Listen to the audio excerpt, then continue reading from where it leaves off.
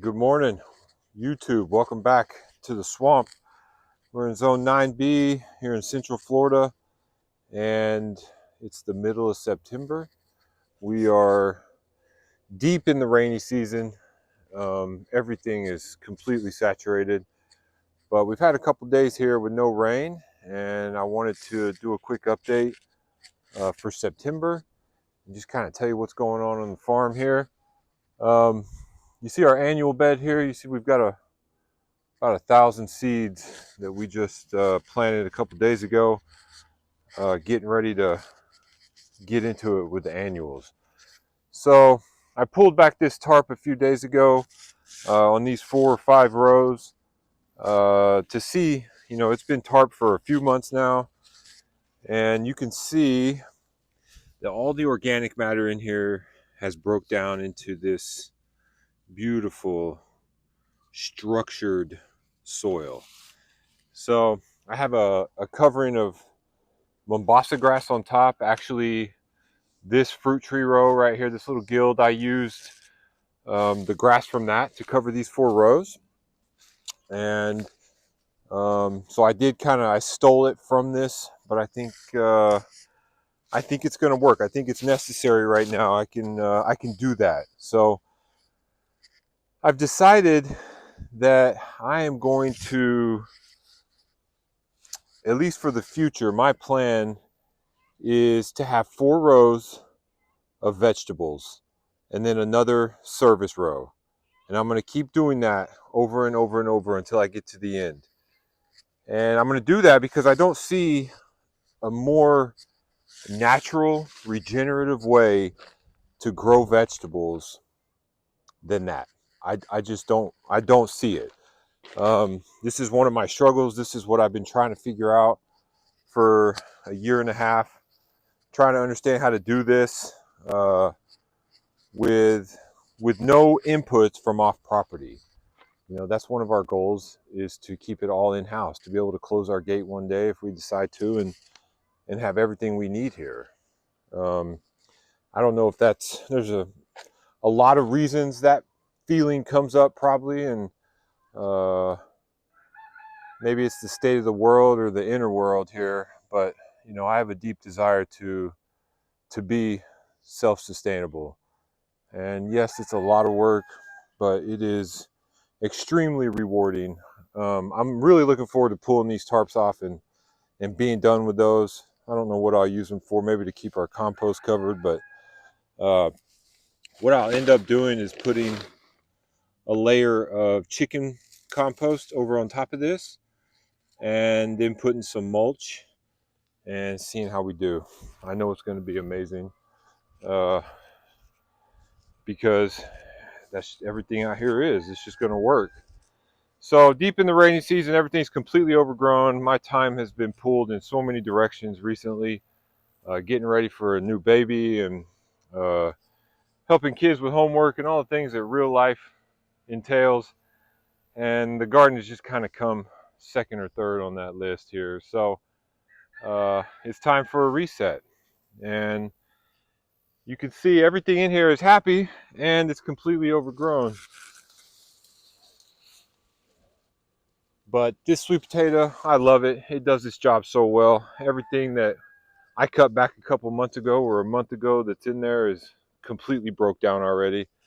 Going through just feeding this microbiome. It's hungry, and with all the rain and humidity that we get, it seems like no matter how much I put in there, it gobbles it up. So just wanted to show how overgrown everything is, and I'm going to bring you back in a few days and show you what it looks like, completely taken down. You do see that eucalyptus leaning. I think the way I've been cutting these, I don't know if it's the water or if it's wind or what, but you see it's top heavy. This is the only one doing it now, but it's leaning way over. So I'm not sure exactly what I'm going to do with that, but I am going to trim it up, free up some of that weight on top and see if it'll straighten itself back out. So right now I'm not going to get too detailed with, you know, what's coming up in the system, because I just don't feel like crawling through all these grasses and biomass. But I will show you, we did some trimming on trees. Going to do some more of that today. Doing some pollarding of our big trees that are still here in the system, the ones that existed before us, the sycamores, and just getting an overview. So everything is happy. It is soaking this water up. These bananas have gone crazy again. Every time I cut them, I swear it throws more babies out. And there's just not much to show. I can't really climb through this until I've got a machete in my hand and I can work through it. You see all the cassava that blew over in the storm a couple days ago, or excuse me, 3 or 4 weeks ago, has all started reaching back up for the sun. I'm going to come through and chop it all back. I'm going to harvest, I don't know, a third of it.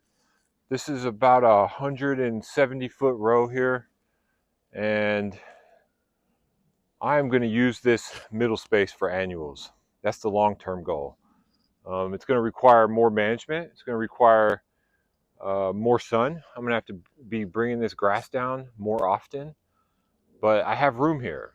I have about, I don't know, from this grass to where the cassava is growing, I probably have 12 feet.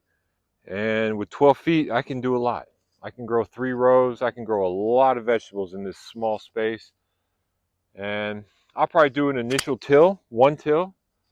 I'll put some fertilizer on it, some azomite for the micronutrients, and then put some compost, or I will put compost on it, but I will probably put either wood chips or take grass from the existing systems and use it and implement it in.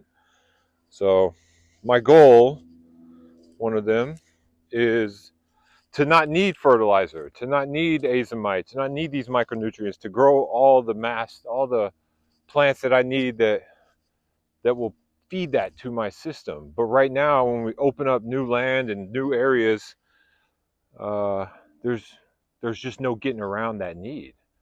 To do this right, it really has to start off right. And in order to do that in Florida, you really have to put some effort into it. You have to give it what it needs so it can produce and give you the plants that will feed the system in the future. So this is a native annual, or localized annual, that just grows wild here. I cannot remember the name of it. It is a type of pea, and it's fixing nitrogen. It just made its way in here, and I have a few of them on the property. I have one that I'm letting seed out because I'm going to use this in the systems in the near future. This is a cool plant. This plant is called Lactica indica, or Indian lettuce.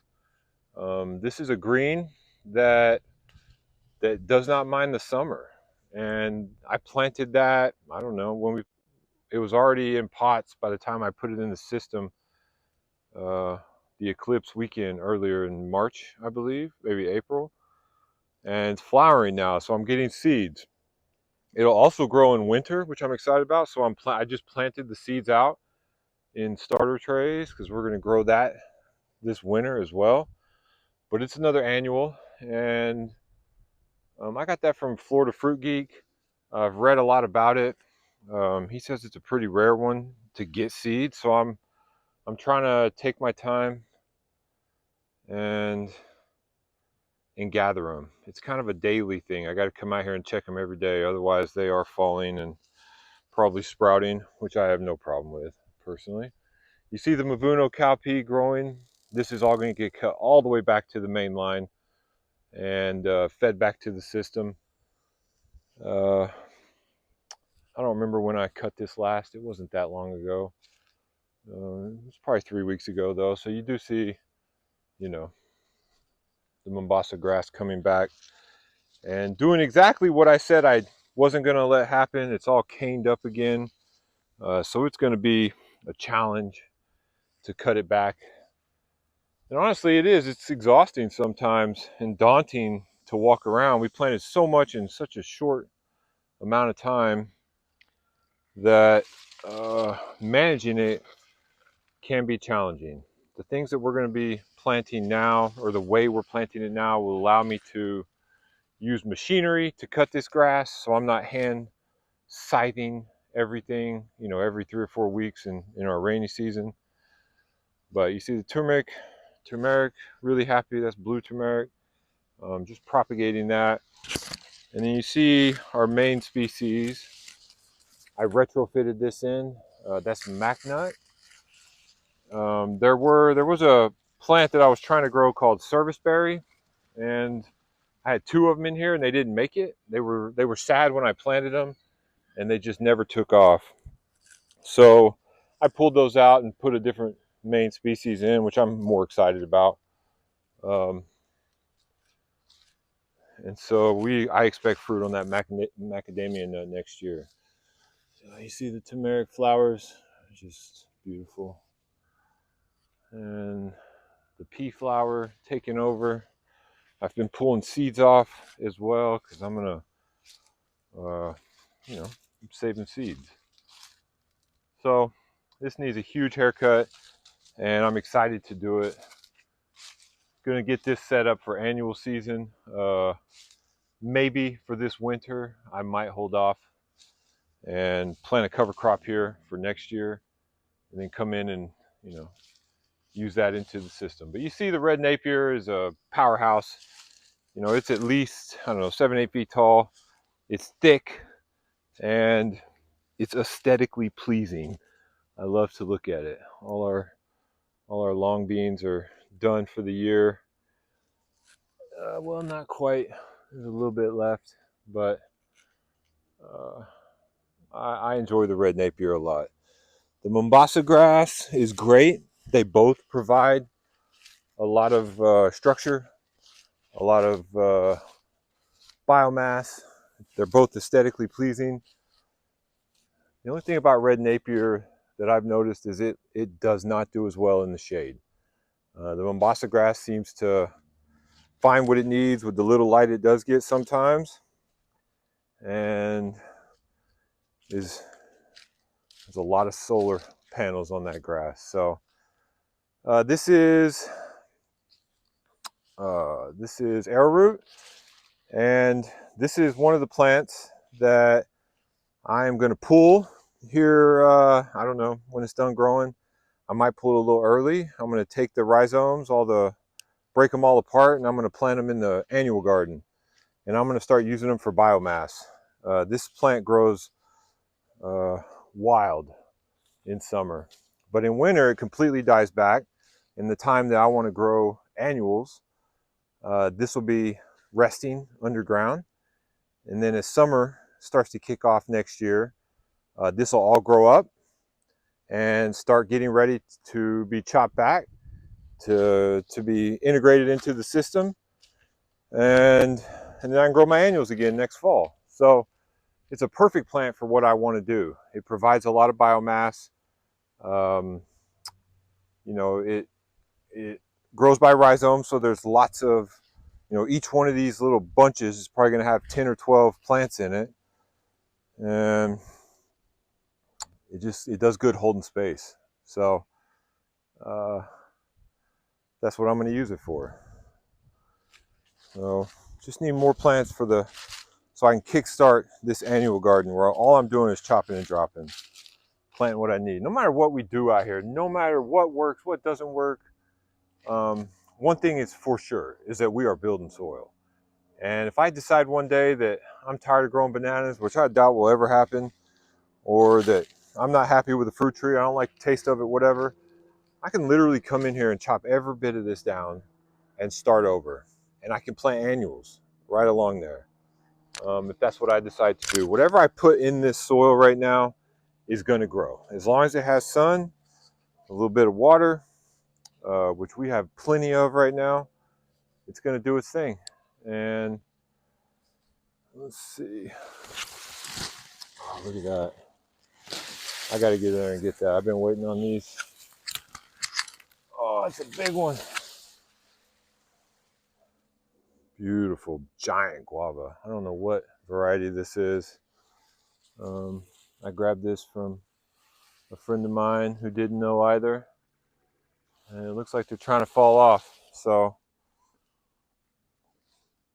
wow, look at that.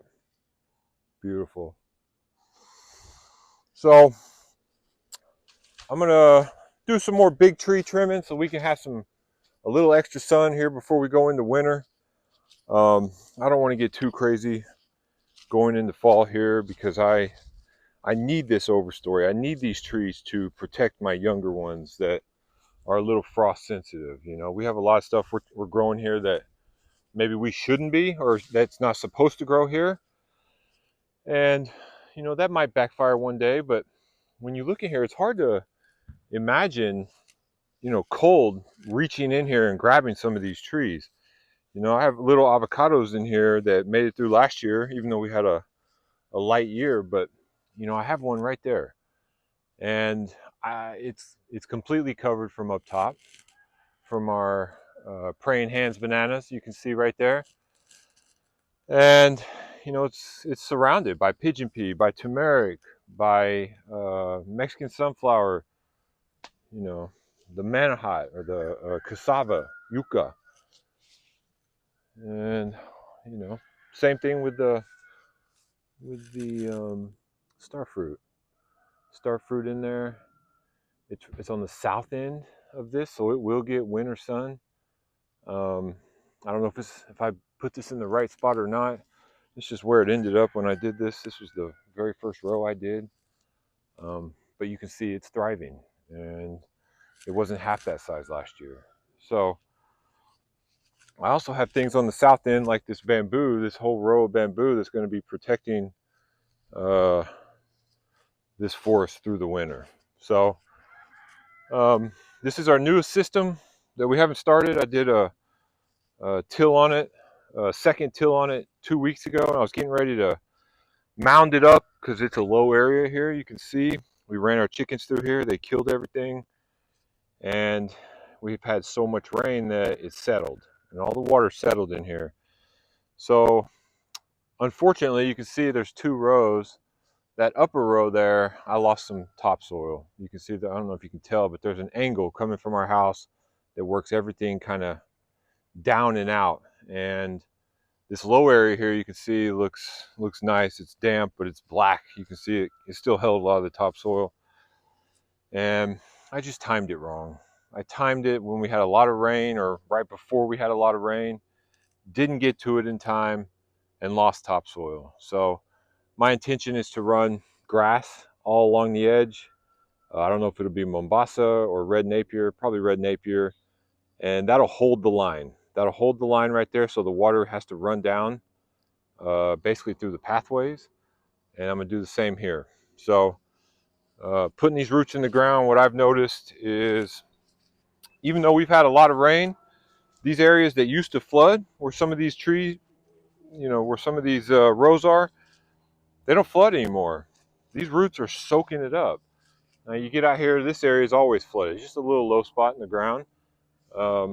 But I bet you if I put the right group of trees together, that we could soak that water up and really start holding our soil. New growth on the miracleberry, looking beautiful. Yeah, everything looks great. First generation SH3640 here. If you have a farm and you don't have a junk area, tell me how you do it, because this is my junk area. Got to have something for all the stuff that maybe I'll use one day. I did this the other day just because I have a little swale here, and this swale takes water to the pond from the front of our property. And the chickens are right on the edge of the top of this side of it. So I wanted to do something that will catch the water, because there is a flow from the chickens down from here down. I wanted something to catch the nutrients, and I wanted something to sturdy up this edge here. so that, because it's already started to kind of fall in. So I put a few different bananas that I had sitting around. Cassava. I did a hard prune on a few different mulberries. Um, I even have some pineapples in here. So uh, little ones from tops that we got from the compost company. But I just got in here with the tractor. I think we had put a bunch of wood chips in here maybe 4 or 5 months ago, and they were rapidly breaking down. You got the chickens in here scratching all day long, leaving their, leaving their manure behind. I got in, I pulled all the wood chips out and put new ones in, and I've been stacking it up. This is about 6, 7, 8 months old. This stuff is beautiful. This is compost, chicken and goat manure mixed with wood chips and different hays or grass from around the property. Um, and then this is the new stuff. And it is noticeably hotter than the other one, but you got a lot of fresher wood chips in here. You got a lot of nitrogen. So you got a lot of manure, green matter underneath, and it's doing exactly what it needs to do. It's going to take a little time. I could probably wait 2 months and then top dress everything with that again, and I will if I need to. But that's what we're looking for right there. That pile is full of nutrients, and yeah, this is a little mobile chicken tractor I built last year. I can hook it up to my tractor, move it around as I need to. Right now we have a little Silky with her babies in there. We have another Silky sitting on eggs and went broody a few days ago. And we are feeding them grains. And I don't like it. And I'm trying to figure out how to put these chickens in on the back part of the property and let them scratch away and still be safe. We have dogs that protect them. And we're still figuring out how to manage this property and feed our animals holistically, naturally, with no outside grain, no outside food source at all. So ice cream banana, massive, and it has probably 10 massive pups coming off of it. That is definitely the biggest rack of bananas I've grown. And it's probably, I don't know, maybe 13 hands. It's a lot. So very happy banana doing its thing. And here's an example of not managing it in time. This grass is 8 feet tall right now, and I have just not had time to get out here. Everything that's in here that's growing, all my main species, which is going to be oranges, lemons, um, grapefruit, citrus, basically, is completely covered up. It's getting zero sun right now. The pond has come way up from the rain. Ducks are happy. They're we pulled them off of feed, so they just go around the pond eating stuff, and we're trying to get them to get farther away from the pond because we do have snails and slugs we're finding in the system. Not seeing them on fruit, not seeing them really creating a problem, but I do want the ducks to do what they do. They will eat those snails and slugs and the creatures that that we don't necessarily want. So completely covered up. You see the pigeon pea behind it. Uh, you know, happy and ready to be cut back. So yeah, thanks for watching. Questions, comments, concerns, please share them. Always open to advice.